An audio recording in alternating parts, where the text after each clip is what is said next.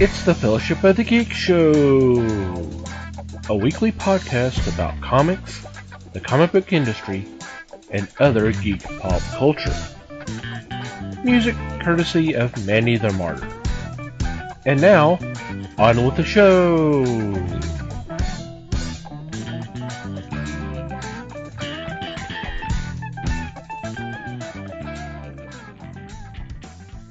Hey there, everybody. It's the Fellowship of the Geeks podcast. My name is Thomas Chick, and joining me for this episode is Mike Marlowe. Hey, gang. Les Webster. Hello, all. Liz Newman. Hello, everybody. And we have a special guest this week. If you're a long-time listener to the podcast, he's been with us several times, and we're always happy to have him with us.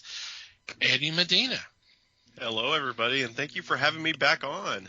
Yeah. Yay. Yay. Sorry, it is.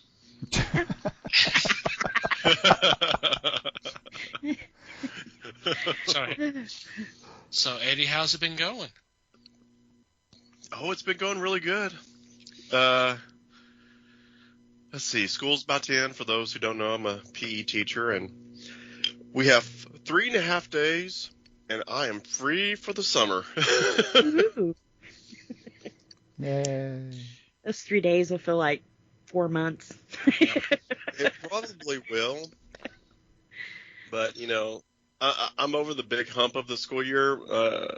This past Friday was field day, which I'm in charge of. That's like where graduation is the big day for everybody else. Like field day is my graduation day. It's like the whole year culminates on that one event, and it actually went really well. But I am exhausted, and I'm ready for these last 3.5 days to be behind me, and I can just sleep for the next 2.5 months and watch Columbo when I want and eat junk food and do whatever. I didn't realize there was a hibernation period involved in all of this. That's cool.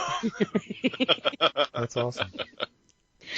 And, of course, Eddie is the co-host of Figment's podcast and fan and wife with your wife, Connie Medina. Kind of, for those who are not familiar with those shows, kind of go over those a little bit and where we can find those. Oh, yeah. Definitely.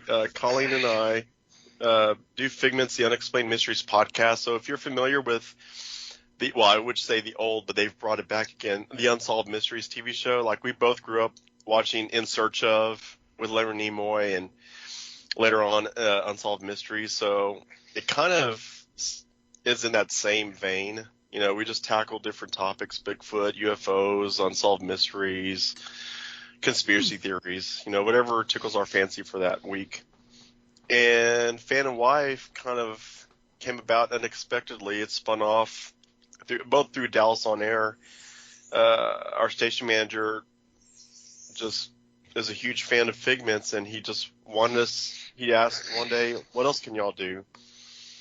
And we thought, well, we really just love talking about anything in pop culture, kind of like y'all do with Fellowship. And we just kind of like kicked around some ideas and decided to do it, you know, like a retrospective show where instead of doing like a lot of people will just do like the movie reviews, like what's the latest movie review and what's the latest trailer that dropped. We just kind of do a retrospective look on different things. And the most recent one was one I recorded 2 hours ago.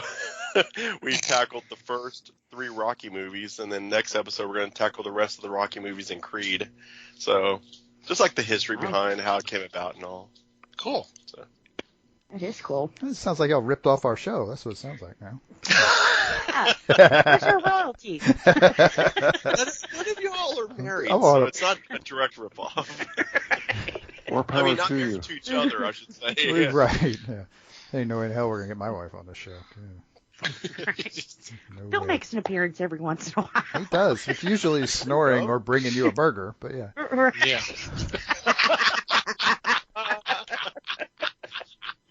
Oh, my gosh. Poor I girl. love coming to this.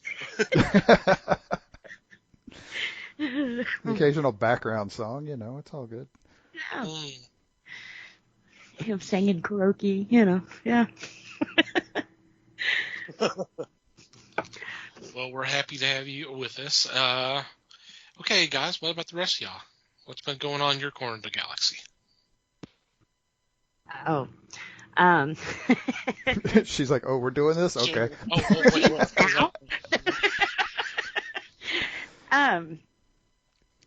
Well, golly, I haven't done a lot. I've been watching a lot of like TV series, catching up on that kind of stuff. Yeah. But I did get a chance to watch Army of the Dead. Oh man, I should have known, but I like punishment. Plus, I like zombies. So the story's good. I loved the story, and I kind of digging what he's setting up. But the main thing that really drove me crazy through this whole entire movie is if there was two people on the screen, they were super, super in focus, and everything else behind them was just like blurred out. And at first I thought, okay, this just must be for effect. But it was through the whole dang movie. The first appearance of the Alpha Queen, they blurred her out. We couldn't even see her. So it was kind of like, okay, that was not scary. You know? They had babies, zombie babies. So it was kind of like, I didn't know zombies could have sex. I guess I've never really wanted to think about it. Right. Oh, Like so the rest isn't of like us. a baby got bit by a zombie? No, the queen was pregnant with the Alpha King's baby. This is bizarre sounding. And this is a Zack Snyder flick? Yes. So of course, while he's pulling this baby out of her, there's explosions and everything else going on. Total Zack Snyder Snyder movie, yeah. But there was a lot of blood, a lot of blood. I think he's introducing cyborg zombies to us. And I'm kind of lost because he never fully told us where the first Alpha came from. He was in a case, and there was like a car accident, and he broke free and infected Las Vegas. Well, they never really told us what infected him. At first, it was kind of hinted that maybe it was alien. So I'm kind of leaning more towards the alien side of things because of the blue baby. You know? And these zombies were like fast. They could carry weapons. They could open doors. You know, the only thing they couldn't do is talk. So, it was kind of a different kind of zombie. I think there was a show called, was it World of Z? World War Z? Something like that, which was another zombie. Z Nation? Z Nation. And those zombies were pretty advanced too. They were quick. They could run. You know, it wasn't like The Walking Dead where you just move out of the way. So these are definitely more advanced. But, of course, he had the useless character, which would be Kit in this movie, was Dave Bastia. I forget his name in the movie, but it was his daughter, which they should have either let a zombie bite her or just left her at home, you know, because she was useless. And she basically got everybody killed. So, you know, totally useless. He did set up some good characters. I'm excited to see where Dieter, he was a safecracker. They're doing like a prequel to this that's already been filmed, and it's like follows him and what he did to be so good at, you know, what he does and that kind of thing. So it should be interesting. I just hope he doesn't shoot it the same way. Of course, his music is always spot on. I guess we have the same music taste. But in parts of it where these people are getting emotional, in cuts a song, and it totally overrides the scene because the song doesn't match what's going on. You know, if they're sad, it was like a real disco kind of song, you know, something like along those lines. So I don't know. Disco makes me pretty sad. Yeah, a polka. Wow. So yeah, it had its moments that it was really good. I think this is why directors and studios try to rein him in, because if you let him go, he thinks can do this and it's badass, but there were so many plot holes and things that he didn't address. Instead, he added more blood and explosions, so he needs brains. He definitely needs brains. And I think if a studio would have done that with this, it would have been a lot better than what it was. So I won't say it was awful because I love zombies, but it had its moments where it's like, are you freaking kidding me? Why is that baby blue?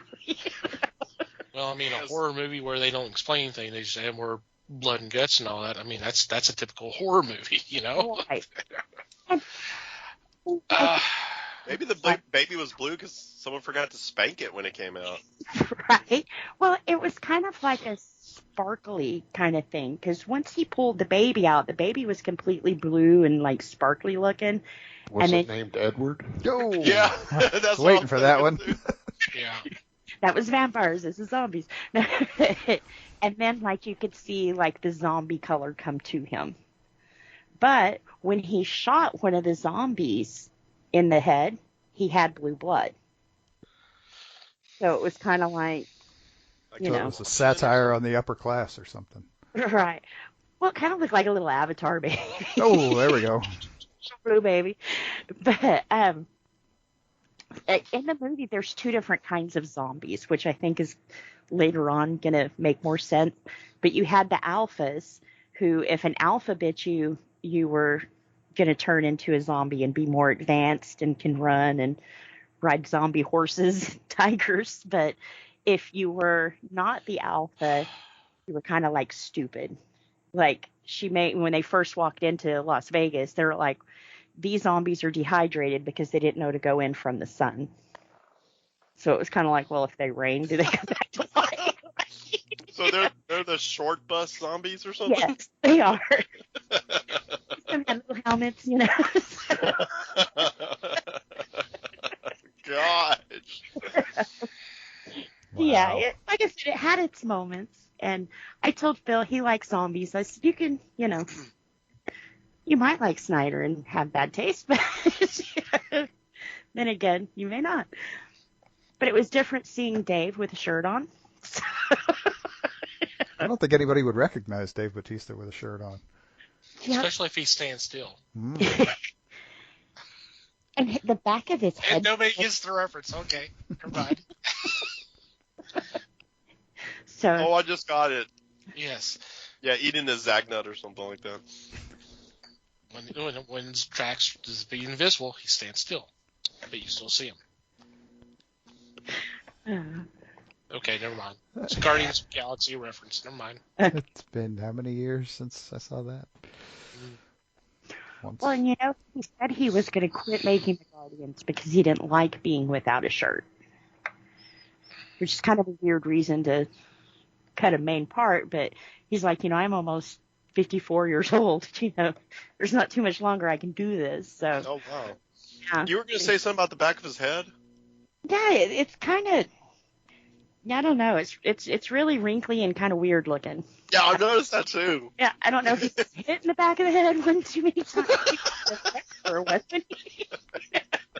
I've always wondered that, and I was like, I don't know, I've never heard anybody else mention the back of his head, but it's always bothered me. Yeah, me. I mean, it's different than what they call a pack of weenies on the back of someone's head. They really call it that? Dude. Like you can swipe a credit card in there or something? But this is kind of like a curly, kind of wavy kind of stuff in the back of his head. So, it's like, if I shaved my head and I saw I had that many wrinkles and lines in my head, I don't think I'd shave my head again. Look burnt at all times. Y'all are just wrong, picking on this poor guy for what his back of his head looks like. I mean, man. No. Poor guy. This guy could probably break me like a toothpick. So I think we're on even terms there. Right. All in all, it was all right. I think it was a little over 2 hours. It probably could have been an hour and a half, like his other stuff. Yeah, I had heard the official runtime was 2.5 hours. I'm like, 2.5 hours for a zombie flick. Okay. Yeah. Seems a bit much. More and more Zack Snyder stuff is growing on me. The more of his stuff that I see, I don't know. I kind of dig his stuff. I wasn't sure at first. Some of his early stuff. But I've never really seen anything of his that I'm like, they could have cut that out, and it would have been, you know. I feel that most of the times, instead of making a movie, he's making a video. Especially with the way he leans so hard into music, you know? Oh. So it's more, not, I forget what, there's two different kinds of the visual video or whatever, but yeah, I always feel like he's trying to make a really badass music video instead of a movie. Yeah, it's like Michael Bay almost, you know? Yeah. I always felt that way about Michael Bay, and then I found out that's how he got started, was filming music videos. I was like, oh, well, it makes sense now. Yeah. I wouldn't be surprised to hear that Zach's been like that too. Like I said, I love his taste in music, but sometimes it just wasn't called for. It kind of ruined the mood, you know? Yeah. Yeah, when you're stopping zombies, it does break the mood. Well, you know, an average movie usually has like, maybe 5-6 songs that plays through the whole movie. Yeah. He's got like 20 or 30 songs. You know, it's like, geez, it seems like one song ends and he's starting another one up, even if it's just background. So it's kind of like, The soundtrack's a double album. Yeah. I enjoyed and like I said, the music good, but. Did you like Army of Dead less? I enjoyed it. Okay. It had faults, major faults, plot-wise. Yeah. Major faults. And it explains it's because this is a 3-parter. So we're like seeing the middle of the story. Which makes no freaking sense. It's like, why don't you put the first one out? So we're not lost in the second one, you know, and then go into the third. But he's releasing them 1-3. He's probably thinking it worked for Star Wars. Yeah. Yeah. Yeah, I thought that too. But the thing is with the New Hope, there was enough information given that you're not totally lost. You can understand. You understand enough of where you can enjoy the movie. It can stand alone. Yes. Yeah. And plus, it didn't work all overall when you look at all 9. You're like, we should have just stuck with the 3. I heard the sarcasm in your voice, Eddie. Don't worry. Yeah. Don't get me started on 7, 8, and 9 again. That's why I quit my other show. Nope, we're not doing that here. Well, you look at this Snyder movie, and when I go to watch a movie like this, I want to figure out who's going to make it through this movie. Yeah. Don't bet anything on this one. Oh. Because it'll twist in a second. And there's a couple of people that I'm still not sure if they're dead or alive. So, you know, it was kind of like, what? Yeah. Well, I guess you'll have to wait for part 3. Well, part of the part that really ticks you off, though, is the person that you're wondering if she's alive, if she's okay, was the whole reason that part of them went in there. So it was kind of like, are you kidding me? We don't even know if she saved her. She got her dad killed. We don't even know if she saved the chick, you know. So it's kind of frustrating. What's her name, Barbara? Spoilers. Yeah, spoilers, sorry. Yeah. And I think that the way that he put Tig Marstein in, I wouldn't have known that she never stepped foot on the set had I not read the story about it. Really? That was done so well. I mean, even, you know, she's interacting with people and taking things from people and that kind of thing, and I never would have known that she wasn't there during filming. He did that pretty good. But that's strange because I've heard the opposite. So, but you know, hey, oh yeah, Well, I mean, who knows? Yeah, and I mean there are scenes where it's just her, and you can tell that had to be added because there was no way for that scene to work with everyone else, you know.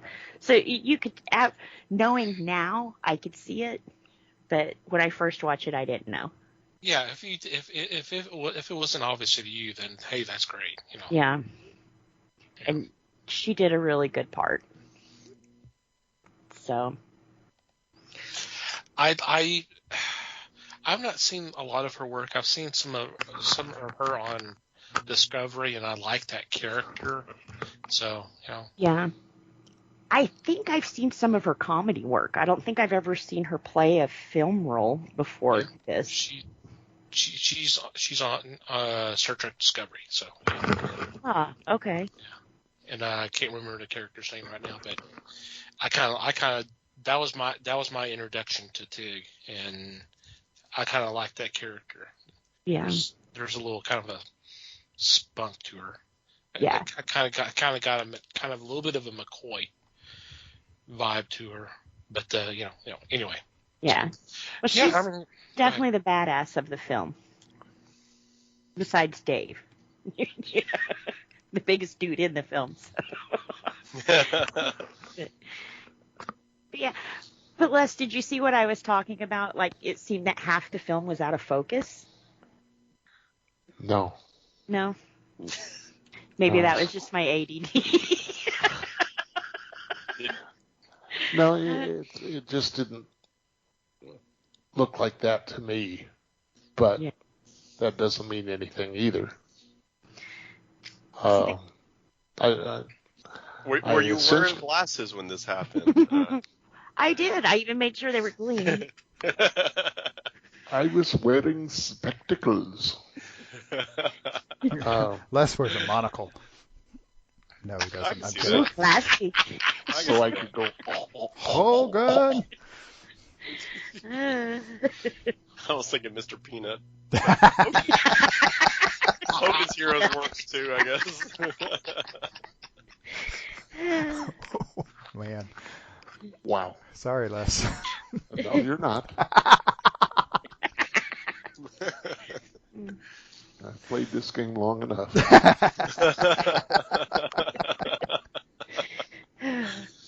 And this is on HBO Max? Is that right? This is on Netflix.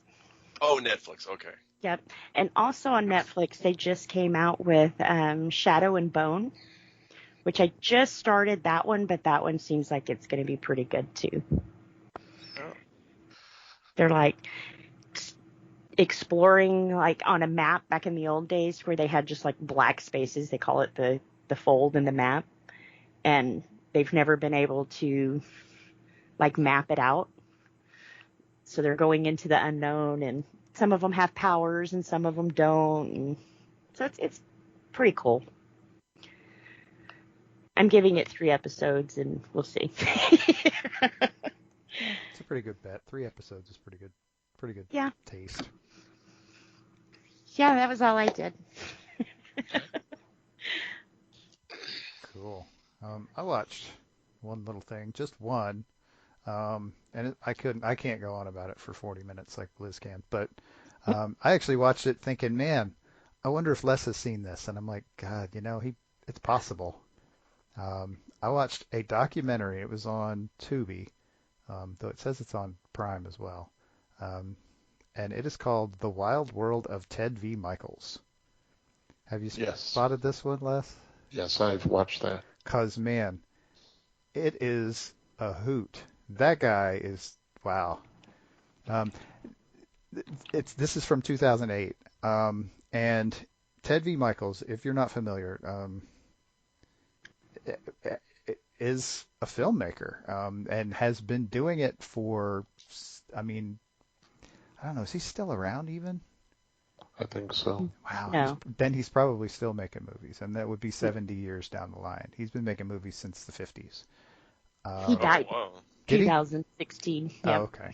Well, he did Astro Zombies. Yes, he did. He did the Astro Zombies, and he did the Doll Squad. And there's a part in this documentary that talks about how Charlie's Angels ripped him off.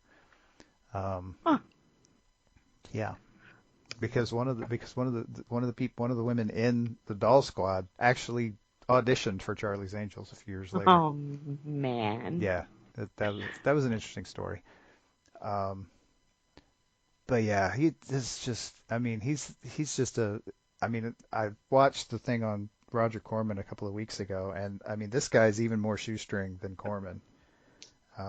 And the documentary is narrated by John Waters, and clearly he was a fan.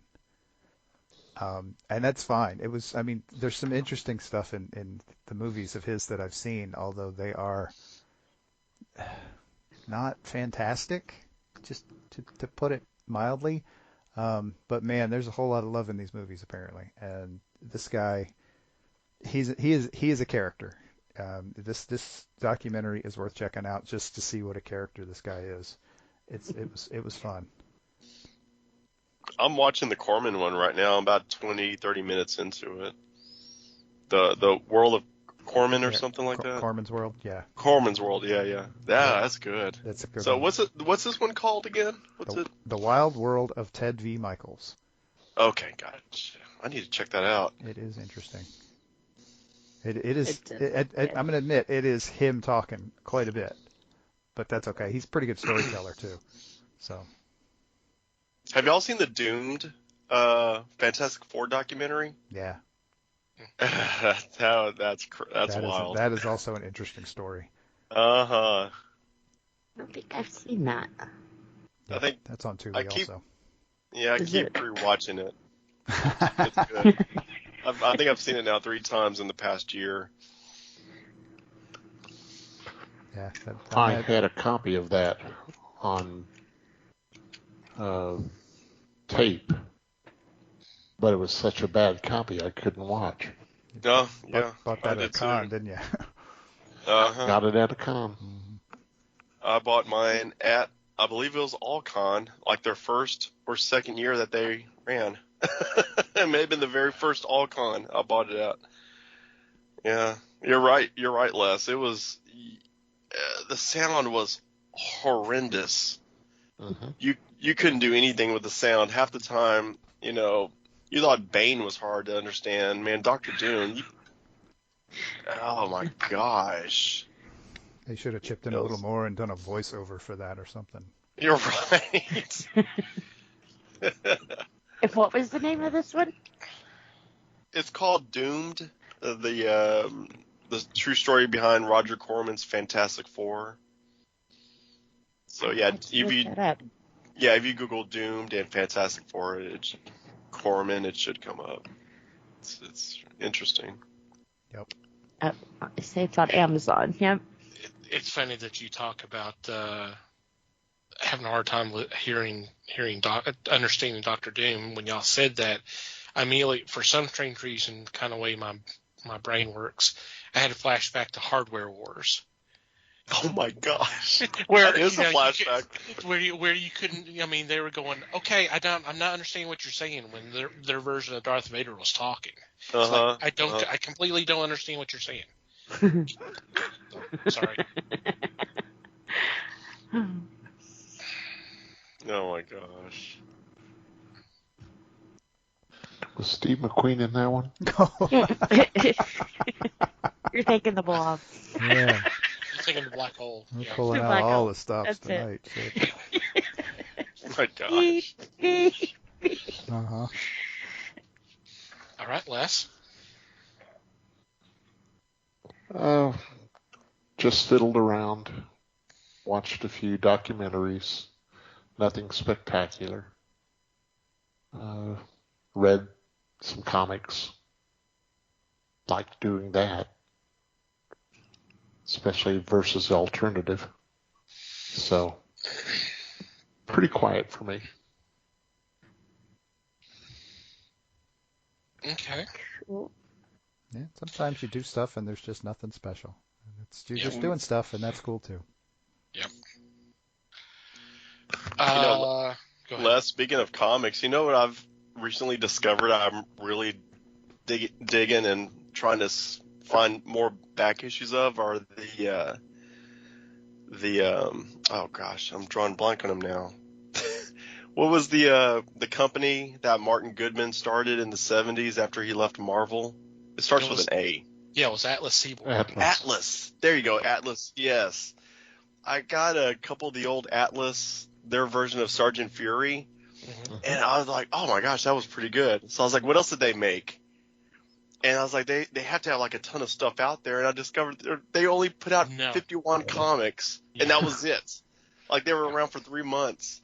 And so, like, I bought Iron Jaw, which is their version, I guess, of Conan. And, oh, my gosh. Like, everything I'm reading of theirs, I love it. It's so much fun to read. Brute was their answer to Hulk. Yes, that's on its way, because I just popped up on eBay and found a set of Brute 1 through 3, and that's on its way. Hopefully it'll be here by the end of the week. I have all their comics. I don't have the magazines. That's the only thing. There's not a lot of the magazines, but they're kind of harder to find. But yeah. Yeah, they are a bit pricey. I'd be happy just having a set of all the comics. Yeah. Do you have Vicky? Their answer to Archie? No. Yeah, that is hard to find. Those are insane. Those run for like $100 each, and I'm thinking I'm not that big of a fan of the Archie genre that I want to spend that much money to be a completist. Yeah, I forgot about Vicky. Yeah, Vicky's the only one of those that of the Atlas I don't have. But like Planet of Vampires. Yeah, I got a bit on that right now. I kind of went overboard. the Cougar, which was supposed to be their answer to the Night Stalker, Kojak, except for him being a reporter, he's a stuntman. I'm like, okay, that's an interesting twist. Could have been worse. It could have been a middle-aged woman. Yeah, true. But I mean, that was their whole plan. It was like, well, because they were Planet of Vampires was supposed to be their attempt to. They were going to buy the license to do Planet of the Apes, and Goodman says, "Don't do that. Just do a knockoff version." So they kind of did that plus the Omega Man. That's essentially what it is. Oh yeah, I can see that. And so that's what it was either a knockoff or it was something original. And what was it? Is it Demon Slayer? That was brought into Marvel as Devil Slayer. After the company defunct. Yeah. It was who was the brains behind that one? I can't think of his name. Rich Buckler. Buckler. Yeah. Buckler. Yeah, that's right. And then Howard Chaykin brought Scorpion over and turned it into Dominic Fortune, I believe. Mm-hmm. Yeah. Oh. It's crazy. I can't believe it took me this long to discover their stuff. I only came across them when my uncle had passed away, and I was going through his collection of comics, and I found those, and I was like, I'd never even heard of them before. Mm-hmm. So that's how I came across them. Yeah. So, yeah. Yeah, you found two fans of those comics. Thomas and I both love it. I'm telling you, I mean, I'm such a nut for Sergeant Fury. I'm always looking for these little knockoffs of Sergeant Fury, and I just came across it haphazardly, and I thought, oh, I've never heard of this one. And I just thought, that was my gateway drug to the rest of their stuff. Yeah, and it's just kind of unfortunate what's happened to those, because they tried to make a comeback several years ago. Yeah. And that kind of fell through, and now Goodman's grandson, I believe, owns the characters, but Dynamite owns the trademark Atlas. Yeah, I noticed that. Them. And it's so stupid because they don't do anything with it except for ultra variant covers, which I'm like, why are you putting out a variant cover of a book that you produce with a name of another company? Well, apparently there's something salacious to that backstory, because they said the Dynamite guy practically stole it, like under. I don't know the story. It's just I happened across, I was posting about them in a group on Facebook, and this guy jumped in and he said, "Yeah, I was one of the guys behind the reboot," and he goes, "Let me tell you, it was not pretty." And I was like, "Oh, really?" And so he was talking a little bit about how they brought it back, and it did the 6 months, but it fell shy because of all the stuff going on behind the scenes. And he mentioned they only own the name, but it's apparently under some nefarious dealings that the Dynamite guy was able to get it. So I don't know what the story is, but apparently there's a backstory to it that people don't know about. Wow. Yeah, it just doesn't make sense for them to continue to own the name, but whatever. Yeah.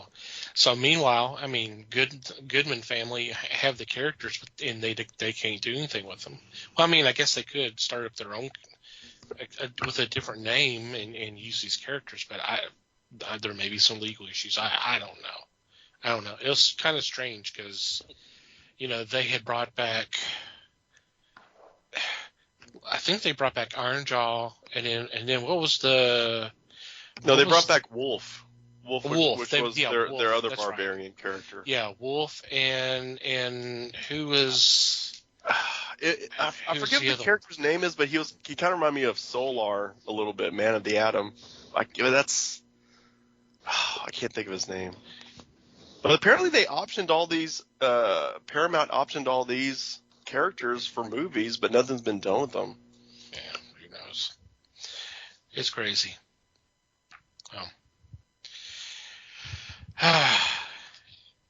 Yeah, it's a shame because some of those characters were kind of interesting. It would have been interesting to see a modern take on them, but that's not going to happen, I guess.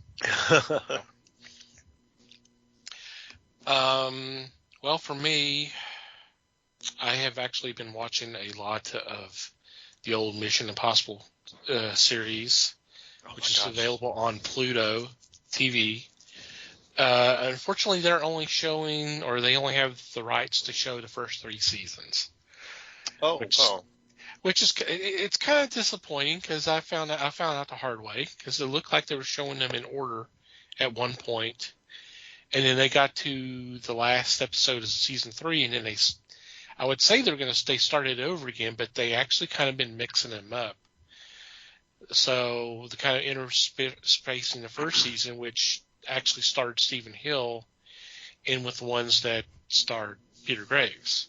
But it was kind of fun to go back and watch those again because I know I've talked about them before that I had seen them streaming somewhere else within the last year, and I kind of got into them really for the first time. I've seen bits and pieces, but never actually full episodes. So this is my second or third time going through some of these episodes, and it's fun to watch them. I like the characters and all that, but something that's kind of nagged me a little bit. I've tried to reason it out a little to a degree, but Roland Hand is a famous actor. Yeah.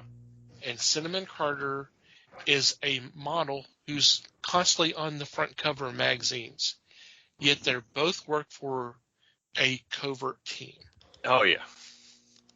Now, granted, they're doing a lot of stuff in Eastern Europe where they're probably not a lot of access to American magazines and American films and all that. I got that.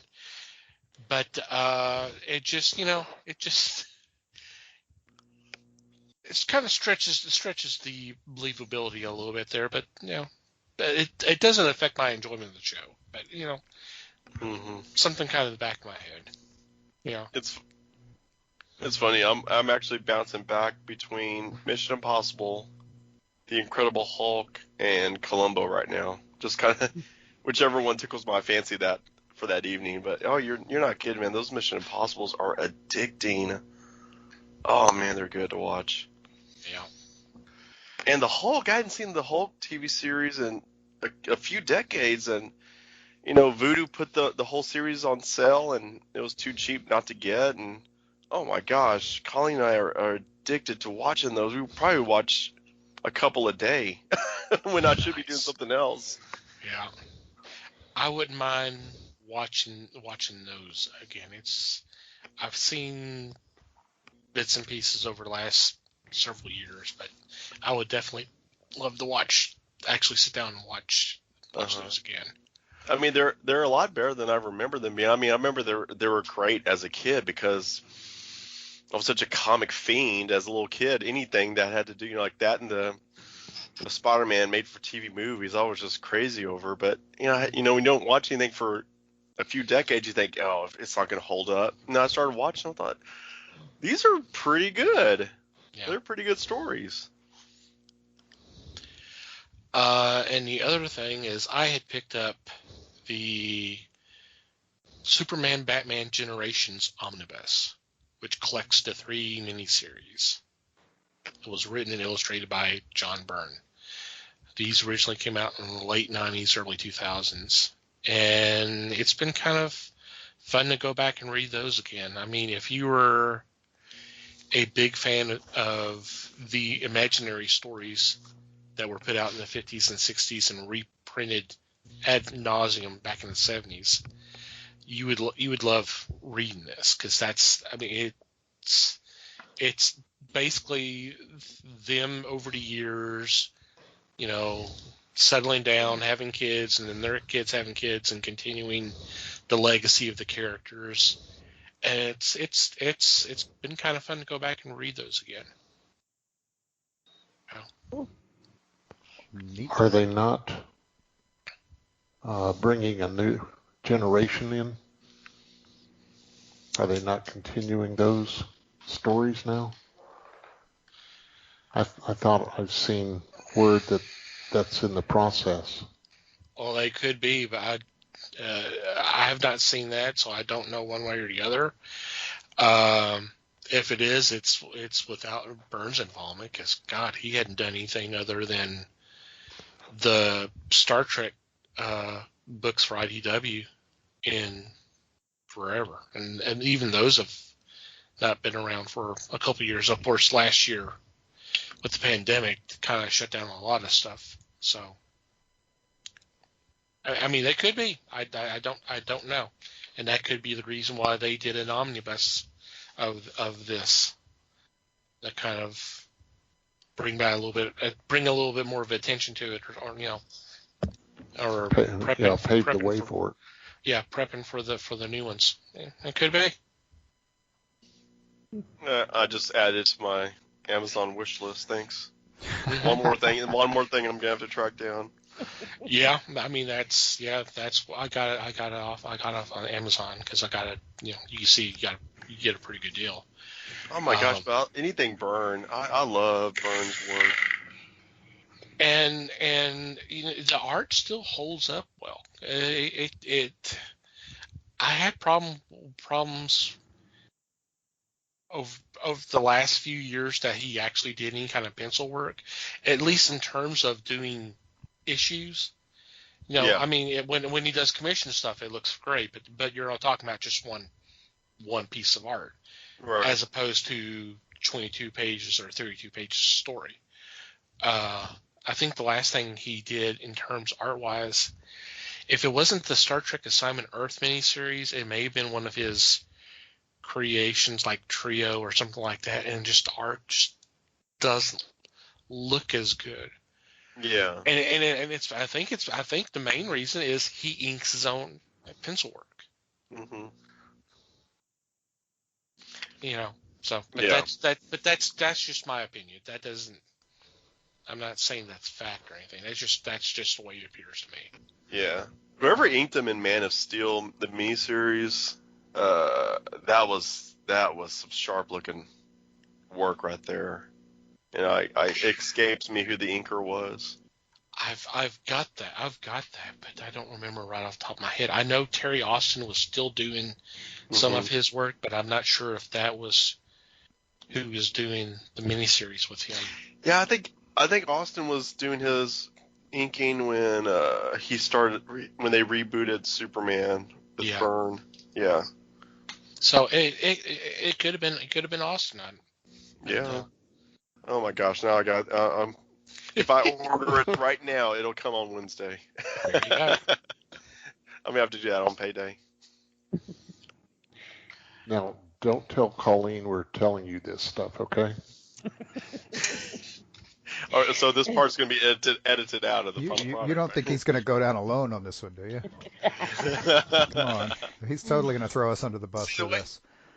The way I do it is whenever I go on Amazon to order myself something like an omnibus, then I go on there and get her some candles for the den, Like, oh, look what arrived. What's in that other box? Oh, don't worry about it. Look at these candles I got you. Right. See, I just used I already had this. You don't remember this? We had a I case already of had canned this bread. like 2 minutes ago. For the last 2 minutes. Okay, Eddie, I just checked. It was Yes. Dick Giordano. There you go. There you On go. Man of That's it. Steel. Yeah. Oh my gosh, it was going to bug me. Thanks for looking that up. No problem. I just had it right nearby. Google is our friend. Oh no, I actually looked at the source. Oh, you grabbed the book. Yeah, okay. Even better. I got the hardcover volume 1. So yeah, it was just right nearby. So there you go. All right, let's get into this week's topic. Since we brought Eddie on, we are talking about the 40th anniversary of Raiders of the Lost Ark. And I know Eddie's chomping at the bit about this film, so I'm going to let him go first. I mean, where do you start when it comes to a movie like Raiders? Like, my all-time favorite movie. I mean, like, people will always just assume it's Star Wars or Die Hard, but that would be number 2 and 3. Or Jaws, or Jaws is definitely in the top 10. That's more that Jaws is more of Colleen's, like, I think that's her second favorite after Stand By Me. But it's definitely in my top 10. But yeah, for my money, if there was one movie, like if you could only watch one movie for the rest of your life and nothing else, for me it would be Raiders. To me it's perfect cinema, and on all levels, the music, editing, everything, the characterization. I love it. I remember seeing it in '81. I didn't even know much, I guess, about it going in, other than it had Han Solo in it, so I was already like, yeah, I want to see that. And I remember we went to go see it, some theater out in Mesquite. That probably is not even around anymore, because it was in like one of these old style malls that are no longer around either. And we either saw it opening weekend or really close to opening weekend, because there was like no buzz about it in my world, at least at school or anything. And my whole family went to go see it, like everybody, mom, dad, all the kids. And I loved it from moment one all the way to the end, where I was just like completely shocked at the most horrific scene I've ever seen in my, at that point, I guess, 8 years of living. When, spoiler alert, when the Nazis get their comeuppance and start melting and exploding and everything, I thought to myself, oh my gosh, like it was so like horrific, but awesome at the same time, because there were Nazis. I mean, of course, 8-year-old me didn't really get the concept of what a Nazi was, other than I think these are the same guys that Wonder Woman was always fighting on TV. But or Hogan. Hogan's Heroes. Hogan. No, nothing. But yeah, I mean, oh my gosh, and even today, I've seen the movie probably hundreds of times easily, and I cannot get tired of watching this movie. I can't. I get sucked in every time. This isn't even one of those movies, like, you have those movies where you put on in the background when you're doing work. I cannot do that with Raiders. I'll literally have to just sit down and watch it the whole way through. Cool. Yeah, there's no way you could watch this. It's not a background movie. No. There's just no way. It's too exciting. But do we ever find out what's in the Ark? Spoiler. Yeah. We do. Other than face melting power. Well, I think we get like biblical references about what's supposed to be in it, but they never like showed the inside of the thing. They never showed it. You just see him picking up a handful of sand, like as if the Ten Commandments are just like disintegrated over time. or And it was open. so you assume nothing was in there because you see the look of disappointment on Belloc's face, when he raises the hand out of there with just this handful of dust or sand or ash. Yeah, and then his disappointed face melts off of his skull. Because he heard a rock band. It's that K-pop music they were listening to. Yeah, on the there way you up go. I knew somebody was going to throw that out there. Les threw the pitch, and Mike swung. Oh my gosh! Fly ball, caught. I understood that reference. Uh-huh. Well, what about y'all? What do y'all? What are your feelings on Raiders? 40 years after the fact. Les? Why? Because I'm old? Oh, no, Oh. not at all. Because you're the one that's been quiet, so go ahead. This was an extremely good movie because it took me back to serials for the 30s and 40s. Mm-hmm. This was stuff that I thoroughly enjoyed at a local theater, and I enjoyed it mainly because I took my brother to see some of these type movies and got him hooked immediately. This one was so reminiscent of the old serials, and that's the way it was produced. Mm-hmm. So it was one of the finest choices, notwithstanding of my dubious career, because it was such a conveyance. It made me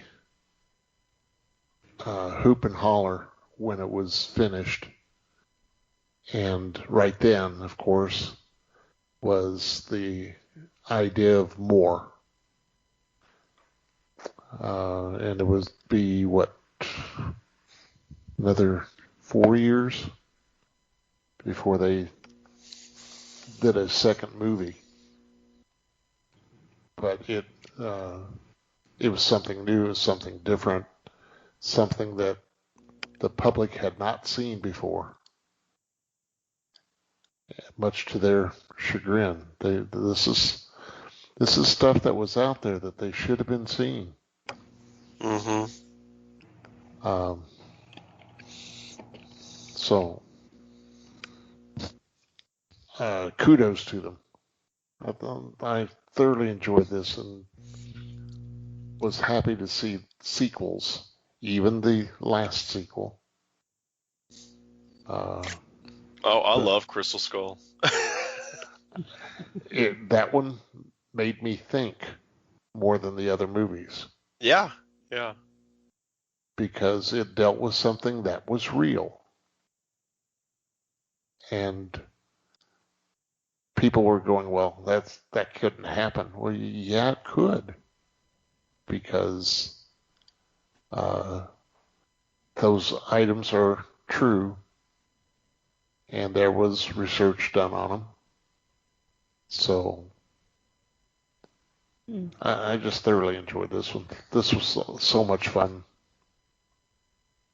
and lived up to any of my expectations.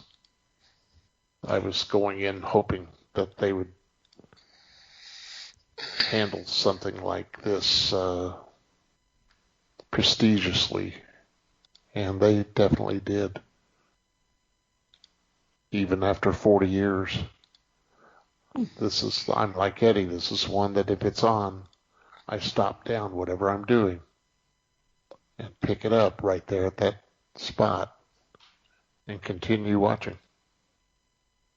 Because it's still fun. it's still a fun movie. It's still an incredibly well written story. The humor still holds up.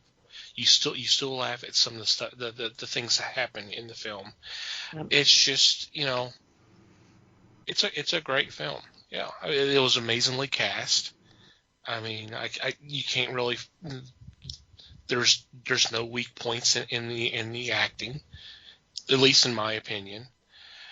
It's just overall, it's just a well done movie, and still holds up. Yeah, 40 years later. Yep. It aged well. Yeah. It's not the years, it's the mileage, right? Oh my gosh. Yep, it's a classic.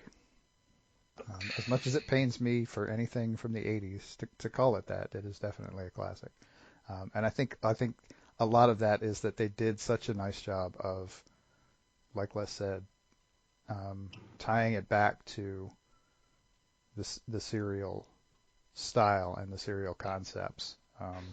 They went back to the kind of the pulp hero stuff from the 30s and 40s, and I mean honestly that stuff worked really well then, and all it needed was a really well put together vehicle to carry it forward. And it still puzzles me that, I think we even talked about this recently, it still puzzles me that it didn't spawn more attempts to do that. With whether it was with that character or with different characters. I mean, yeah, you got the sequels and they were good, but why weren't there more attempts to do that? Why didn't we either create new characters or pull out some of the old ones that hadn't been touched in years and do that? It just kind of blows my mind. That seems like a missed opportunity to me. Well, there was a few, like Richard Chamberlain did the Alan Quartermain movies shortly after, and they kind of fell flat for some reasons, and there was a few other rip-offs. Yeah. One thing that I loved. I always thought they ripped on Indiana. Yeah. Romancing the Stone. Yeah. Kind of the same storyline. And that was actually a pretty successful movie, too. Yeah. True. Yeah. Just not the second one.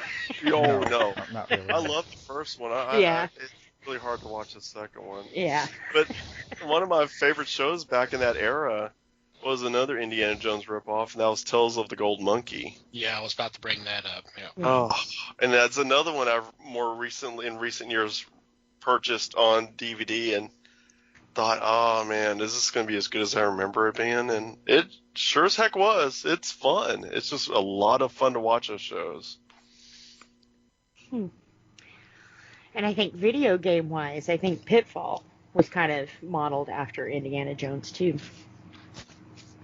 Oh, I think you hit a bullseye with that one for sure. I never thought of it that way, but yeah, you're right. Pitfall would definitely be strongly influenced by the success of Raiders. Yeah. Which spawned the way for Lara Croft, so. That is true. That is true. But it's funny because we did get some, they did reach back and they did a Phantom movie and they did a Shadow movie, and to not much success for either one. I mean, I like the Shadow movie more than the Phantom, which is weird because I think the Phantom one has kind of hit the cult scene a little more. People tend to talk more about the Phantom. Oh wow! I guess I haven't heard that. I keep of the two, I keep coming back to, if I have to watch one of the two, it's going to be the Shadow. Oh, I like the Shadow too, but not because it was good. No. Unfortunately. No. But I'll have to revisit the Phantom to see if I maybe like it better, having not seen it in quite a while. But it is strange. You mentioned it just a minute ago, Mike. Those two films were 10 years later. Yeah. The Shadow, I know, was 94. I want to say Phantom was like 91 or something like that. Yeah. We're talking about another 10 years before that those type of movies came out. Right, which is a missed opportunity. They just didn't hit they didn't strike when the iron was hot. I just remembered another one. Remember Louis Gossett Jr. and Chuck Norris did Firewalker. That was kind of a play on the Indiana Jones success. I don't think I saw that one. As I said, A lot of people have not. I'm sure. Yeah. See, when I think Firewalker, my mind automatically goes to Twin Peaks. Firewalker, come walk with me. See, my brain went to Firestarter, but that's a totally different thing. Yeah. Isn't that a song? A few years later, yes. Yeah. Different. I think it was a different story. I don't know, but yeah. Now, you know some of the stories behind this, as, say, the casting, who they wanted to get to play Indiana Jones first. Uh-uh. Well, unbeknownst to everyone here, Tom Selleck was the first choice to play Indy. And what caused that to fail was Selleck was under contract to do this new TV series. And Magnum won out, so Selleck was not the choice. But the story was that the producer and the director looked at each other and said, Harrison Ford. And that's how he was matched into this. That's pretty cool. Yeah, he had been in a movie just a couple of years before that. Yeah. That did all right, you know. Yeah, just a little. Not a household name or anything, you know. Not quite. Not yet. And you know, if it had gone in the direction of Tom Selleck, I would have been okay with that movie too. It would have been a different movie than what we got, but yeah, I don't know if I could see him in that role. I mean, with the mustache, I don't know. Yeah. I mean, Indy was kind of wearing whiskers most of the film anyway, so. Yeah. Was he? Yeah. Yeah. He had a good scruff going, but nothing like not that legendary Tom Selleck mustache. Yeah, it was not an established mustache, right? Yeah, but, that's scruff. But a few years later, you know, Selleck got his hand. He did High Road to China, which was very much an Indiana Jones movie. Yes. On a smaller scale, which is when you watch it, it's a really fun movie. So when I watched that, I think, yeah, I can see how he would have fit into the role of Indiana Jones pretty well, because he's basically an Indiana Jones type of character in High Road to China. Yeah. I guess it's hard for me to see him out of the Magnum role. I think there's test footage on YouTube. I think that's how I saw it. Yeah. It's from the DVD collection of him kind of doing the Indiana Jones role. I mean, I'm going to be honest, it was a little rough, but then again, a lot of test footage is rough. Mm-hmm. Uh-huh. So, I mean, you got to take it with a grain of salt. I agree with you, Eddie. I think it still would have been successful. Maybe not to the degree that, you know, with how it did end up. But thinking about that, there's been a lot, God knows how much we would have lost just because of Harrison Ford's suggestions. Yeah. And one that pops instantly to mind is the battle with the swordsman. I don't know if you guys have heard the story. I'm sure Eddie has. Mm-hmm. Yeah. If y'all remember, there was a sequence in Cairo where Indy came across a swordsman. Now, the day that they were filming that, Harrison Ford was sick as a dog, was food poisoning or some such. He was horrible. Yeah. And it was supposed to be this elaborate sequence with the swordsman, and Indy was going to show off his expertise with the whip. well, Harrison couldn't do it. So he said, well, why don't we do this? Let me pull out my gun and I shoot him. So they filmed that, and that became one of the funniest scenes of the whole movie. Yes. Memorable, yeah. So I love that scene. I'm waiting for them to change that up the way that they did with Han shot first. You know, because that's too cold-blooded. Let's change that up. We'll have the swordsman shoot first, and then. Oh my gosh. Yeah, there was a lot of food poisoning on that set. Sala, John Rhys Davies, the same thing. He tells a story where he got embarrassingly so sick in front of like the whole cast and crew during one of the scenes as they were filming, and it was all due to food poisoning. And like, oh my gosh, what is this? Something in the water? The catering? What was going on over there that everybody was getting so sick on set? It was probably bad dates.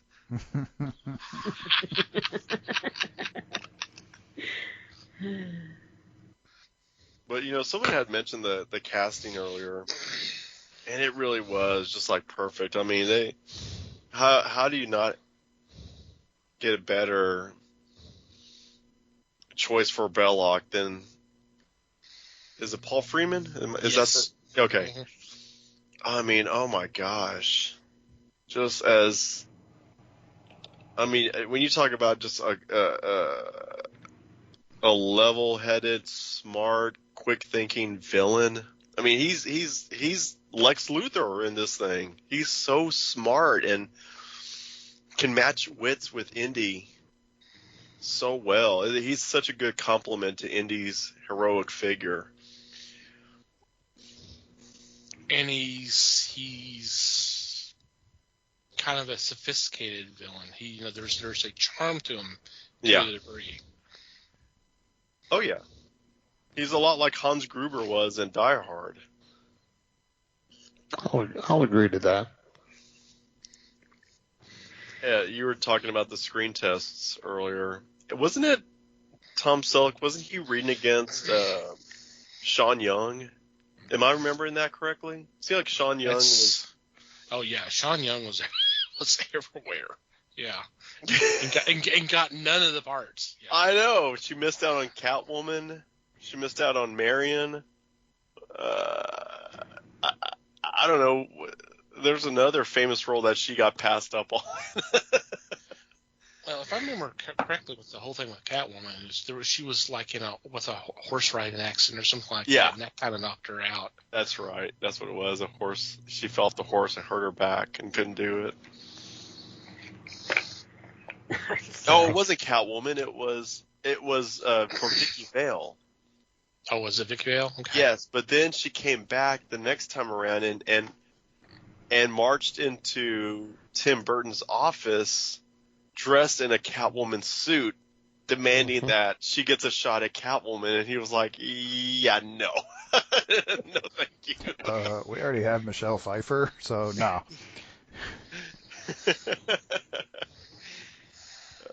She was like, you owe me from Vicky Vale. Oh my gosh. But, you know, another thing that is just stellar about this movie is the action sequences. I mean, could they not have just been better? And like, you know, you were saying, Les, I know Lucas took a lot from the old serials, and I'm sure if you dig around and well, if you're a fan of the old serials, you can immediately, you know, call to mind some scenes from old serials. But, you know, when you think about some of the stuff that they did in this movie, like dragging behind a moving truck, fighting a giant German around a flying wing aircraft. I mean, there's some stuff that, climbing a statue and toppling it over. There's just so much cool stuff in this movie that, as a kid, I had never seen before. I'd never seen somebody outrunning a giant boulder. Yeah. You know, there's so many things in this movie that just kept you going. You know, the bar fight in Nepal, it just seemed like there was just one thing after another in this movie too. As a kid, who I may have, at 8 years old, may have missed some of the details in the story about what was going on. I was just there for the action. Oh my gosh, they just keep you wrapped up in the story by just giving you these insanely well done action sequences. And I would like to point out all practical effects. Yes. Well before CGI. Oh yeah. Totally. Yeah. Oh man, you talked about the flying wing, the fight scene there. Just what they did with camera angles in that scene. Mm-hmm. It's like a master class in Yeah. like a 2-minute scene. And yeah, like all of the action stuff is like that. I mean, I would love to know who to actually credit for that. I mean, you want to give Spielberg the credit because he's directing, but I mean that's down to the camera guys and it's just crazy how good the stuff is. Mm-hmm. Yeah, you. Oh, go ahead, Les. Oh, I was just going to say the scene with the dragging under the truck was, I think, first done by an actor named Yakima Knut. Oh. And he did it for westerns. Mm-hmm. He put the standard there. And they lived up to it. No doubt about that. So now I'm done. Now that you mentioned it, it seemed like in one of the documentaries I've seen, it seemed like they did like a side-by-side comparison as Indy is going underneath the truck and then feeds out the back and drags. It seemed like they were doing a side-by-side with an old Western like that, like what you were describing. It seems very familiar. That does sound I would say it probably is. And that's the thing about, doing it all practical, with practical effects. You can't beat that. That was the one thing I just bugged the heck out of me about Crystal Skull. There's that one scene toward the end as they're getting closer and closer to the temple at Akator, where they have the chase through the jungle. One is the jungle cutter, and then there's the jeeps, and they're all chasing right through the thick of the brush. It's so painfully, obviously done in front of a green screen with CGI, and I just think, what would it have killed y'all to go out to a location and drive trucks through the jungle? It wouldn't have killed y'all. Y'all had the budget for it. Mm-hmm. Why did we have to do that as a CGI bit? True. Oh my gosh, it killed me. I mean, what's the old saying? Just because you can do it doesn't mean you should. Right. Yeah, that's a different Seen movie. that several times in movies. And someone touched on it earlier, but I think it needs to be discussed a little bit more. The music. The music is incredible. And of course, it's John Williams, so what do you expect? But Yeah, he certainly captured a feeling with that. No doubt about it. I mean, aside from the theme, I think my favorite piece in the music of Raiders is the map room.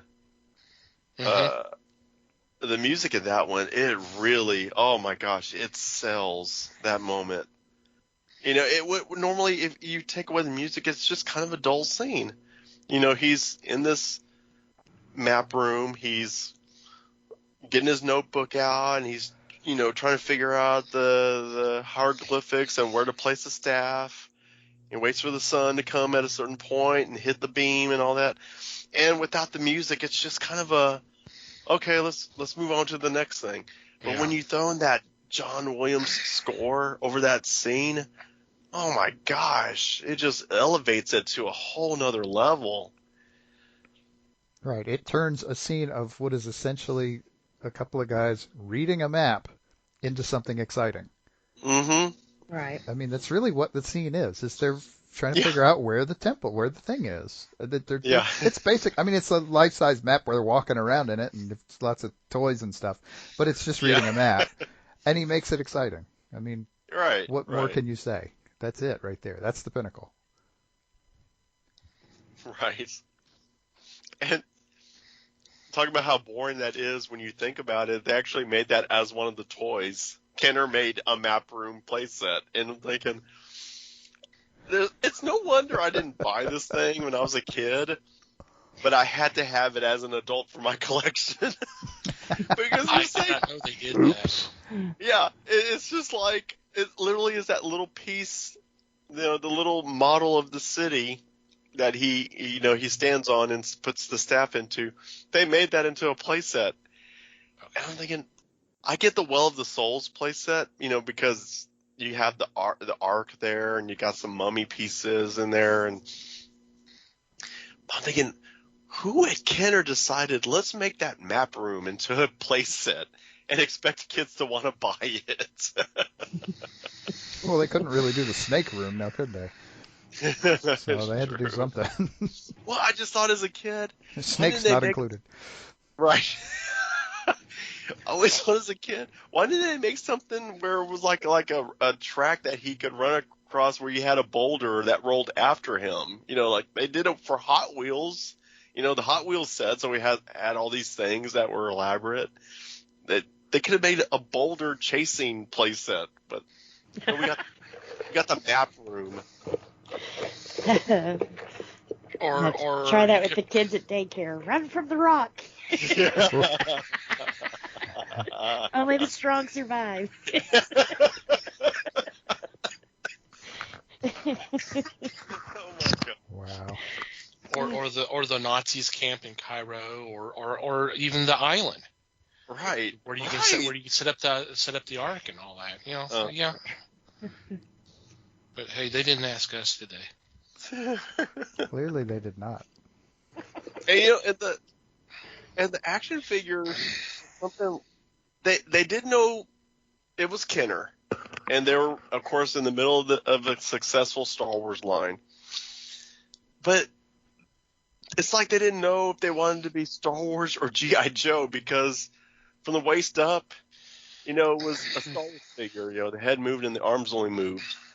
But then from the waist down, it was almost like a G.I. Joe figure because it bent at the knees, which Star Wars figures did not. And it's just like, it was just kind of like, I always wondered, why didn't they just keep the same model as Star Wars? That way you could have just had them all match together.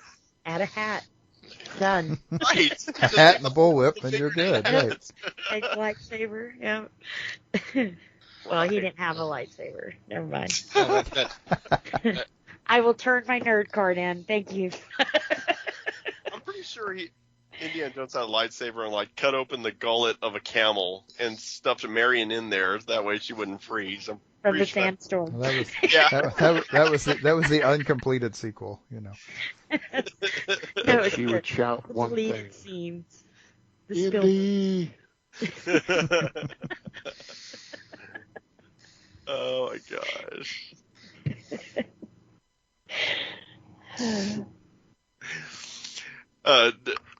Since I'm surrounded by comic book nerds, did anybody buy the Raiders of the Lost Ark movie adaptation in comic book form?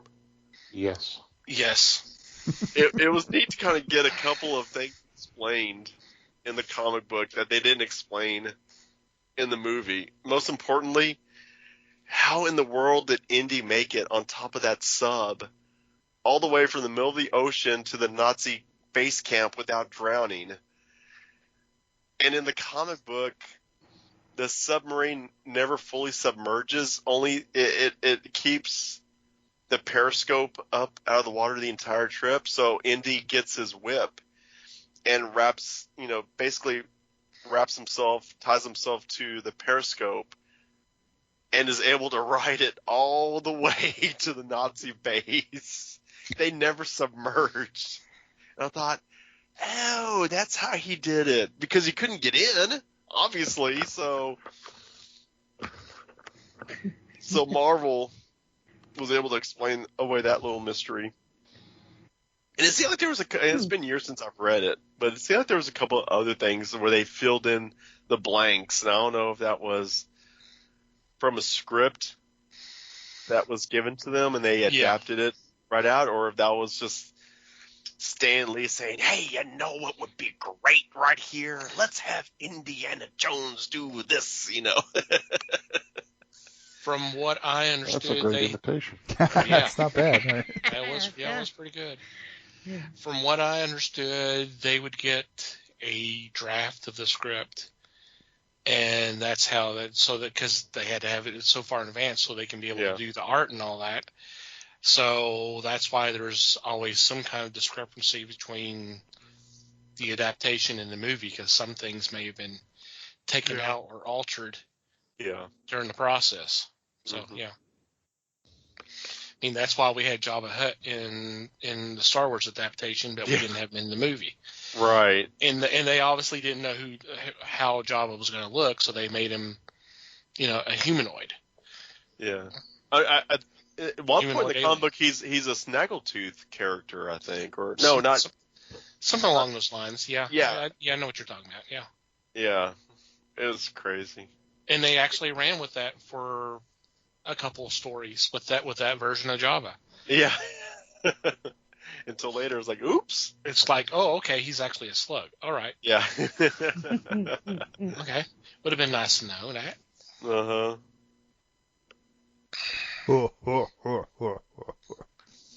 But that was kind of the fun things about those stories between Star Wars and Empire. Now we're sidetracking. That's fine. It's just, it was so open and sidetracking on this show? What? Yeah, I know. Yeah, I know. We don't do that. It was so open, so they did a lot of things, and of course, the later movies kind of, changed that a little bit. Oh yeah, I had heard a story that Lucasfilm could care less what Marvel was doing in the comic books after they adapted the movie. And it wasn't until Empire where they started to put all these restrictions on the Marvel bullpen. Mm-hmm. Yep.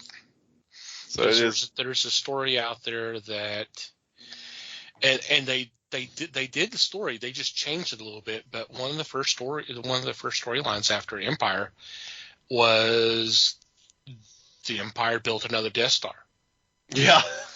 and Lucasfilm says, no, you can't do that. So they changed it into some kind of gigantic ship and called it the Tarkin. So they ran with that story. Yeah. And of course now we know why, because a couple of years later we got another Death Star in the film. Yeah. Oh yeah. And they're kind of prophetic what Marvel was with that series, because I think it's issue 49. Right there is as big as day on the front cover of this issue. It says, as Luke in a pose, and next to him are the big words, "The Last Jedi." It's like, wow, they called it.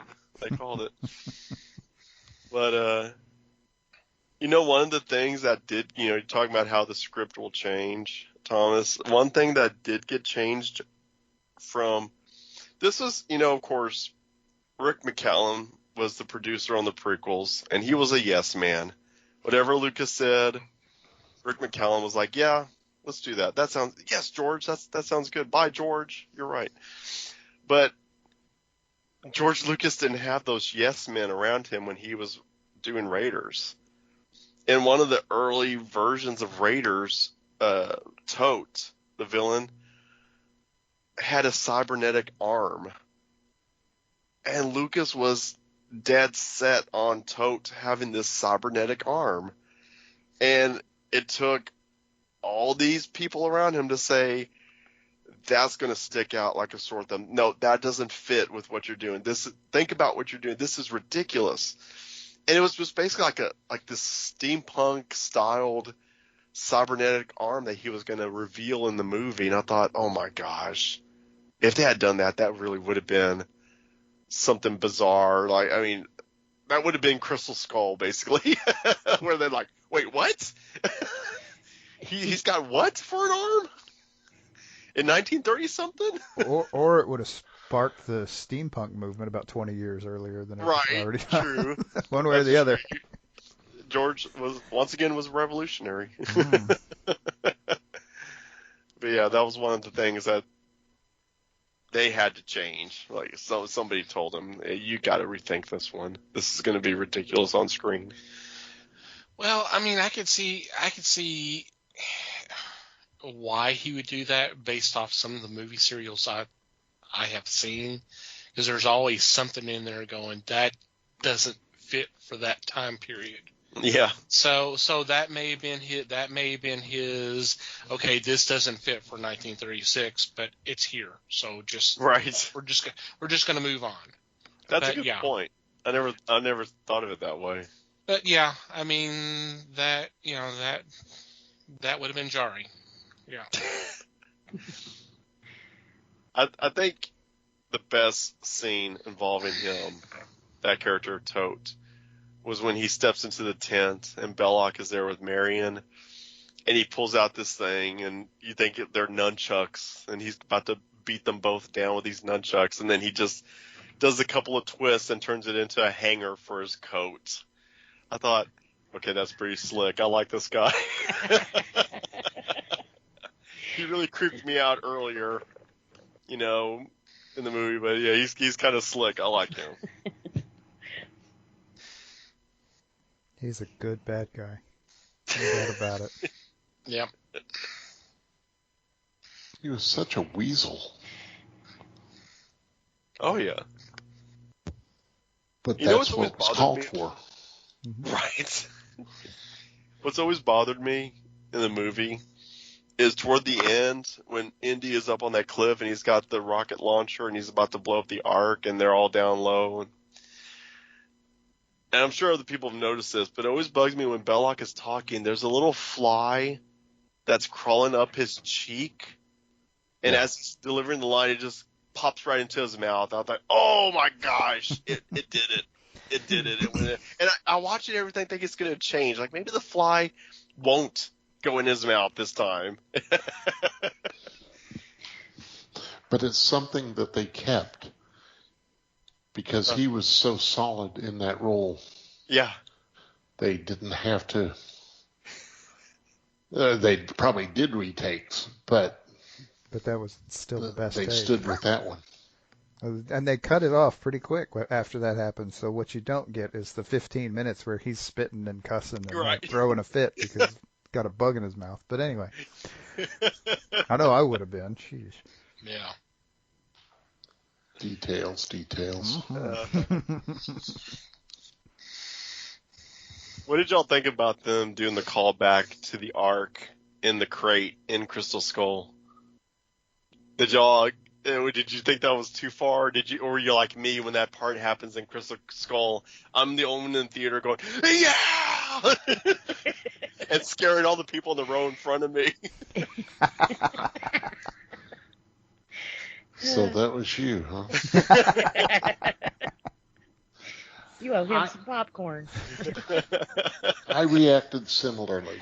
Yeah. I thought it was a good callback. Yeah. And although people were groaning through a lot of the movie, which I didn't understand why,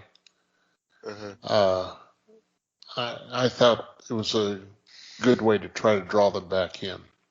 Yeah, I do too. I mean, yeah, it was a nice touch. I mean, they did something similar in Last Crusade too. Right. True. The little carving on the wall. The carving on the wall. That's the Ark of the Covenant. Are you sure? Yeah, I'm pretty sure.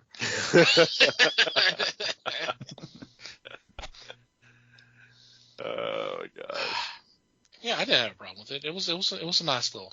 It's fun. That's what these movies. I think that's why I think people come down too harsh on Crystal Skull. These movies are supposed to be fun. Of course, you can't crawl into a refrigerator and survive a nuclear blast, unless you're Indiana Jones or James Bond.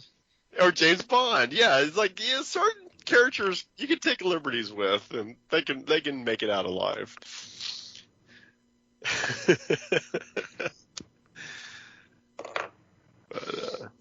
So, do y'all know about the C-3PO R2-D2 cameo in Raiders of the Lost Ark? I didn't know. It's on one of the walls in the hieroglyphics.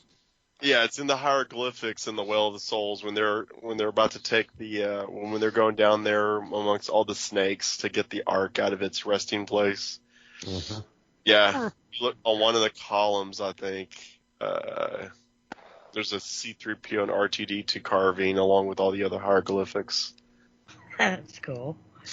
Kind of like in Temple of Doom where they were at Club Obi-Wan. Right. Well, the name of the call sign for the plane at the beginning is like CPO. It's like KCPO or something like that.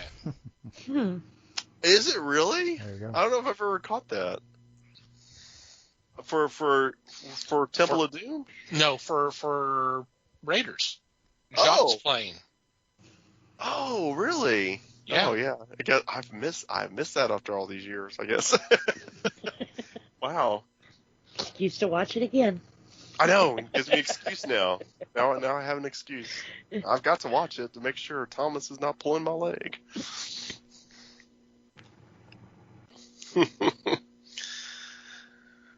And that's what's fun about these movies. You know, it's and you know what? And they're timeless. And they speak, I think, to a lot of different generations. They spoke to us when it came out. And I used to teach art.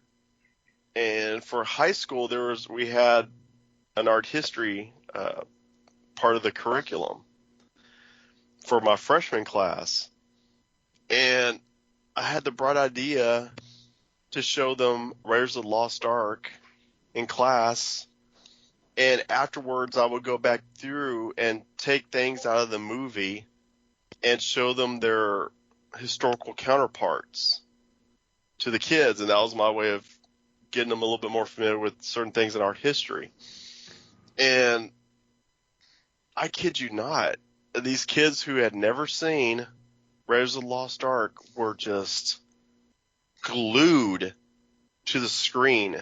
I mean, high schoolers, freshmen, they're just like one step above middle schoolers who, like y'all said, are just a bunch of little a-holes. But some of us said that.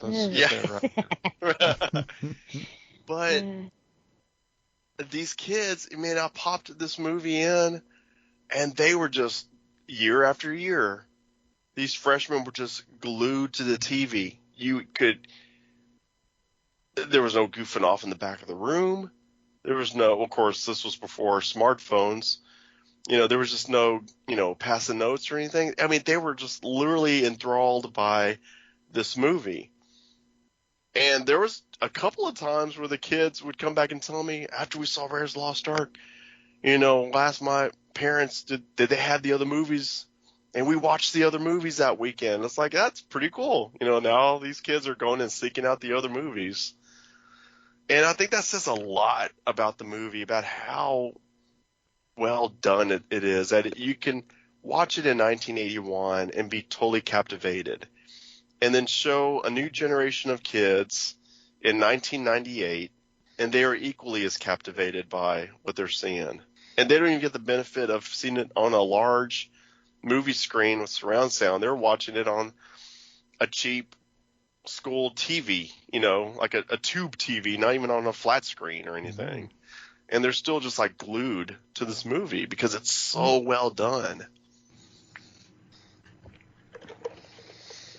Yep. Yeah. I am impressed that you did that. I think that's great. Yeah, it was just neat, and it kind of made me look for things a little closer in the movie, like like the fertility idol. I did a whole little lesson on fertility idols based on that one scene. Remember how he went to this these are some examples of what other fertility idols look like, and this is the backstory. This is what this culture you believed in, and this is, and it would connect to, other things in the Mayan culture, and it was just a good little stepping stone to teach them a little bit more about art history. That's cool. Yep. All right. Any final thoughts before we wrap things up and take a break? Everybody should watch this movie. Yeah. You should. Yep. I mean, 8 or 10 times. It is the easiest possible final comment for this movie, of course. But Right. it's worth checking out. Yep. Anybody excited for number 5? I am. Yeah, I'm pretty I just excited. want to see how they handle it. Yeah, I'm interested based off what the rumors are out there. So. Mm-hmm. Yeah, a new director finally. Don't we have a new director aside from Spielberg? A new director. I'm blanking on his name, but he did Logan, which I enjoyed. Oh Logan. yes, that's right. It is the Logan director. James Marigold. James Mangold. Mangold. Okay. Yeah. Okay. And this is supposed to be it for Harrison. Oh yeah, I would think Yeah, so. Yeah. I mean, he said that about Crystal Skull, but yeah, but Crystal Skull was how many years ago now? 4 or 5? It was 2008. Yeah. About Wow, even longer. Wow. 11 years. Wow. Well, I thought that LaBeouf would be taking a role at that time. When they finished Crystal Skulls, I thought he'll be the new Indy. I think that was the idea. I think that was the plan, but the lack of interest in the fans for Mutt was, And I think I just caught the connection. Mutt. We named the dog Indiana Dog Mutt. I never made that connection until just now. No, Oh my gosh, am I the last person to figure that out? Nice. Oh my gosh. So. I feel stupid now. Yeah, you're going to go have to watch it, aren't you? Oh my gosh. Well, I hope one thing happens, but of course they will never let us know until the movie comes out. There's a lot of people really hoping and praying and all that kind of stuff that Mark Hamill has a role in it, so we can have Harrison and Mark on film again. Oh, I never even thought about that part of it. Yeah, I could see them doing that. Yeah, at least like a little cameo. Just like even a bit part, Yeah. So. I'm your long-lost brother. Oh my God, we kissed. Oh my God, yes. Oh my gosh. Oh my gosh. That's probably the funniest thing.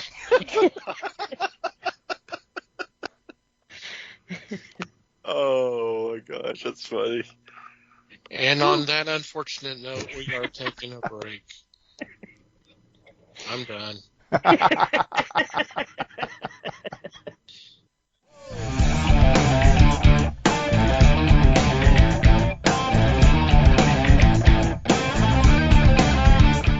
And we're back, and it's time for our weekly picks, and leading off this week is Les.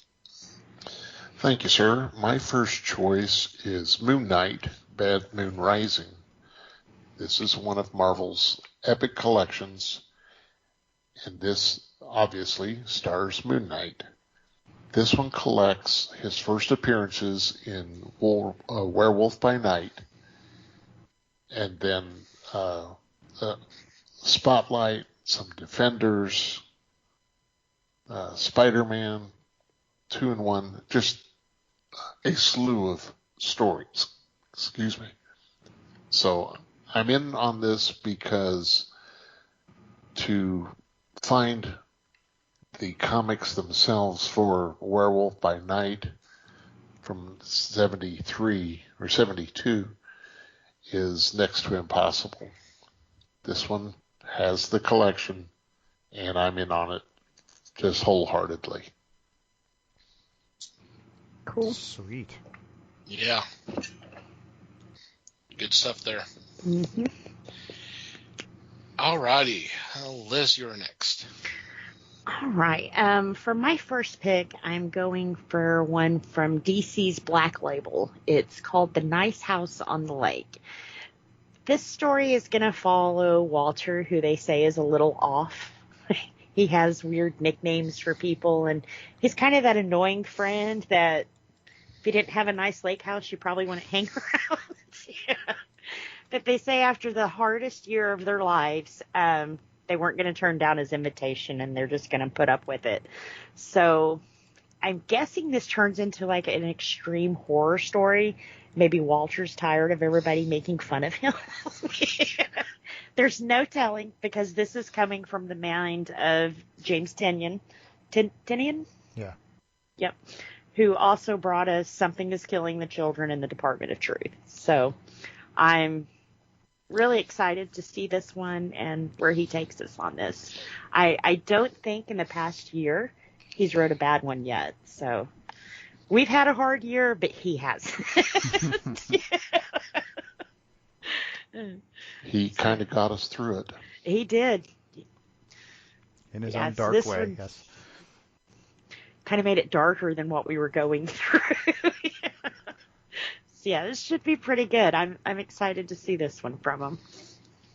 Yep, cool. Sounds like fun. Very nice. Yep. Alrighty, Mike. Okie dokie. My first pick is from Dark Horse Comics, and I am picking The Worst Dudes, #1. Yeah, this one, I saw this, and I'm like, yeah, okay, I gotta see where this is going. This is 3 very interesting characters are traveling the galaxy, trying to find a missing pop star, and the main cover, the image they have here, I'm gonna read this because it's just too cool. It's got a big red label at the bottom. It says, "Warning," in big red letters. This book contains odious language, wanton drug use, willful violence, unabashed lechery, and generally loathsome behavior. I'm in. Heck yeah. I think we all are. Yeah, I'm in too. Yeah, this was on my radar, so yeah. So, yeah, this should be fun. Does that make us very bad guys? It's the worst. The worst? Yep. That's right. All right, I am next, and for my first pick is a new series from artists, art writers, and artisans, and this is written by J. Michael Straczynski, and the series is called Moths, and the story is about a young woman named Emily Kai, who has, quote-unquote, immense power inside her. The issue is when she taps into that power, it starts the clock, and she only has 6 months to live because she's using this power. So when she's doing this, she's just trying to decide what best way to use that power to bring beauty back to the world. Huh. So I think this could be a very interesting book. That could. Yeah. And what would you choose that would end your own life? Yep. It's a tough question. That is. Disco music. We'd have to speed the clock up, please. All back.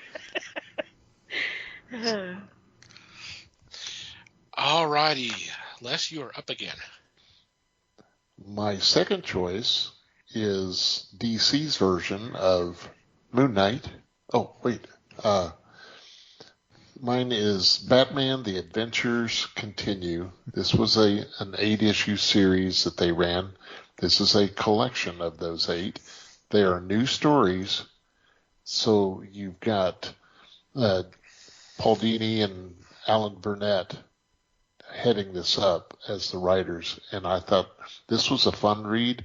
This is the collection, and at the same time, the season 2 of this title starts the next weekend also.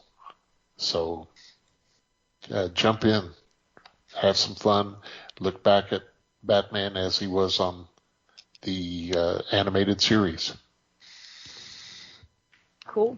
Nice. Awesome. Alrighty, Liz. All right. For my second pick, it's from Boom Studios. I don't know how to pronounce this. Basilisk? Basilisk. Basilisk. This is about chimeras, and they have some horrifying supernatural sense-based powers. There's 5 of them, and they wreak havoc on this town, killing people, torturing people, just making life hell. Well, one of the girls gets away, and she binds her eyes so she can no longer use her powers to hurt people. Well, that doesn't stop a victim from coming out of the woods and finding her, and she's going to use this girl to find the other 4. So, should be pretty good. It's from an author that we talk about quite a bit, Colin Bunn, and he has got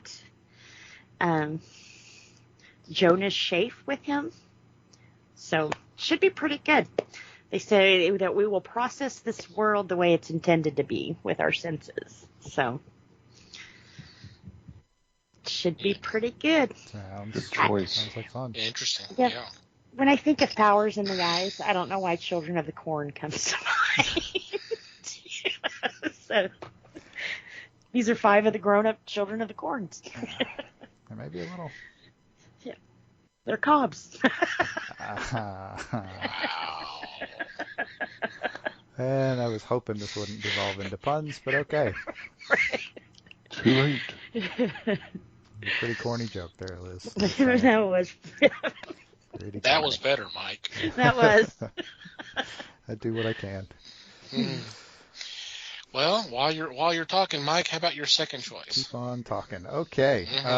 My second pick is from Crown Books, and this is a graphic novel.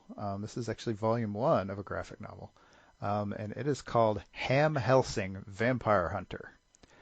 And yes, it is exactly what you think it is. It is Ham is the descendant of a long line of vampire hunting pigs. And he's kind of the one who didn't want to inherit the family business, but guess what? His brother Chad is not getting it done. He couldn't manage it, and so now it's up to Ham. And the cover image is a very cute little pig with a katana. So this just looks like too much fun to pass up. That sounds really cute. Should be fun, yeah. And no comment from Les. That's okay. No, I'm just thinking that it is a really good choice because you'll be able to live off some of the workings of some of the other superheroes, like Peter Porker. Yeah. Yeah. Spider Pig. Spider Pig. Yep, Spider Ham. Yep.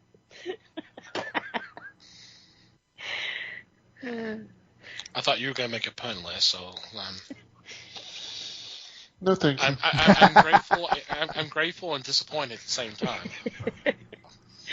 Okay. Yeah, we have that feeling a lot on our show, but anyway. Yeah, true. All right, for my second choice, this is from Literary Press. It's a new series entitled The Blackjack Demon. It's written and illustrated by Nick Hermes. And it chronicles the story of a boy who's seeking revenge for his father's murder and destroying of the family mine. and he finds out that the murderer is not exactly who he thinks he is. Obviously, you can call it the demon, it's probably a little bit more supernatural. So this should be a little fun. I'm kind of intrigued. Yep. When they do supernatural and westerns together, I'm always wanting to check it out because it's rare. It's happening more often, but it's kind of rare. Yeah, it's picking up steam a little bit. Cool. Yeah. All right. Any special shout-outs or mentions this week? Obviously, thank you, Eddie, for joining us. Yeah. And we'll have a link to his podcasts, Figments and Fan and Wife, which when I first heard that name, I was like, oh, God. That Right. How do we not come up with that before? Yeah. Yep. Yeah. It's a good one. Yeah. Yep. I mean, Thanks, Eddie. Yeah, thank you, Eddie. And with that, we'll go to our regular shout-outs. Pop Goes the Culture Podcast Network for allowing us to be part of a great group of fellow podcasts. While you're in the show notes looking for Eddie's fine work, definitely check these guys out. We also want you to check out the men and women who make up Podern Family on Twitter, who've been so kind enough to spread the word of the fellowship. And the easiest way to do that is to do a search, hashtag Podern Family, all one word. Just scroll through and whatever catches your eye, click on that link, and hope you have a good time listening. Thank you guys, as always, for your support. Want to thank Manny the Martyr for supplying music to our podcast. In our show notes, you'll find links to their couple of EPs that they've put out. Thank you guys, as always. And finally, you, dear listener, thank you for downloading and listening to today's episode. We would love to hear from you. Any kind of feedback, comment, question, complaint, observation, suggestions, what have you, please send them our way. There are several ways you can do that. Our email address is email@thefellowshipofthegeeks.net. You can also go to the website and go to the About Us page, and there's a contact form you can fill out there. We do have a Discord that you're more than welcome to join. There is a link on the home page. Discord is a free sign-up, free app, and we post a lot of interesting stuff there and fun stuff. There is also a feedback channel where you can obviously use that, or you can contact us through DMs. On social media, on Facebook, we are the Fellowship of the Geeks, and obviously we're on Twitter @Fellowship Geeks. And if you like to follow our personal Twitter account, Mike can be found @MikeyGeek. Liz can be found @LN_geek. Les may or may not be found at Fake Les Webster. And I can be found @TomTCGeek. And from wherever you download our episodes, if you would be so kind as to rate and review us, it would be greatly appreciated. Anything else before we say goodbye? Just thanks, everybody. Thank you, everybody. Thanks for listening. Appreciate you listening in. I hope you had a great time. Until next time, geek on, my friends.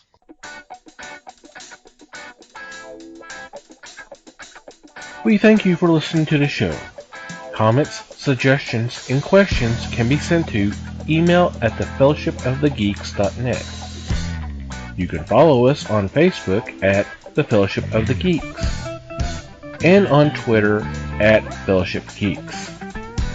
Until next time,